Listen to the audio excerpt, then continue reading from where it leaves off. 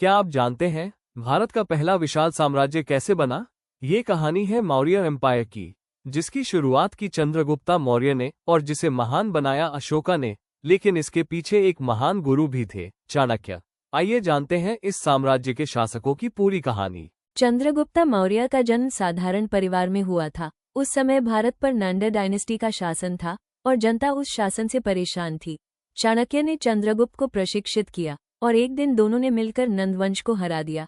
इसके बाद चंद्रगुप्त ने एक विशाल साम्राज्य की स्थापना की। उन्होंने सेल्यूकस आई निकेटर को भी युद्ध में हराया। यही से शुरू हुआ भारत का पहला विशाल साम्राज्य। चंद्रगुप्त के बाद उनके पुत्र बिंदुसार ने शासन संभाला। बिंदुसार को अमित्रघात कहा जाता था, जिसका मतलब है दुश्मनों का नाश करने वाला। उन्होंने साम्राज्य को और फैलाया, दक्षिण भारत के कई हिस्सों को अपने अधीन कर लिया।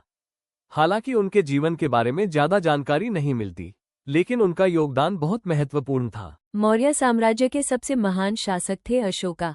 शुरुआत में अशोक बहुत क्रूर और शक्तिशाली राजा थे, लेकिन उनकी जिंदगी बदल गई एक युद्ध के बाद। ये था कलिंगा वॉर। इस युद्ध में लाखों लोग मारे गए और इस खून खराबे को देखकर अशोक का दिल बदल गया।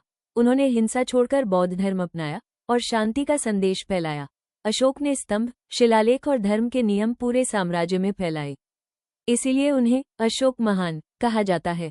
मौर्य साम्राज्य के अंतिम शासक बृहद्रथ मौर्य थे, जिन्होंने लगभग 187 बीसी शासन किया। अशोक जैसे पूर्ववर्ती सम्राटों की तुलना में बृहद्रथ को एक कमजोर शासक माना जाता था। उनकी हत्या उनके ही सेनापति पुष्यमित्र शुंग ने कर दी थी। उन्हें मारने के बाद पुष्यमित्र ने सिंहासन संभाला और शुंग वंश की स्थापना की। अगर आपको इतिहास पसंद है तो इस वीडियो को जरूर सब्सक्राइब, शेयर करें।